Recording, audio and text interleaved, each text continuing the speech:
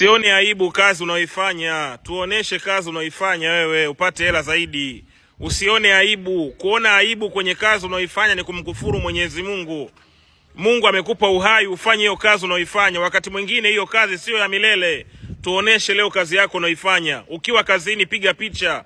Unaweza ukapata kazi zaidi au ukakosa kazi zaidi kwa sababu ya kuendelea kujificha. Usijifiche kama unafanya kazi yako. Ioneshe kazi yako. Huo mtandao wa kijamii una uwezo wa kukufanikisha wewe na kukufanya ukapiga hatua kimaisha kama utakuwa sio zumbukuku au zembwela au zembwekwekwe. Wajinga wale namaanisha ambao hawataki kuonesha kazi zao katika jamii eti kisa wataonekanaje. Hakuna kazi mbaya wala hakuna kazi chafu. Kazi ni kazi. Ni wakati tu unaweza ukafanya jambo kwa muda wakati Mwenyezi Mungu anakuandalia daraja na njia nzuri ya kufanya beta zaidi. Respect, share hii video.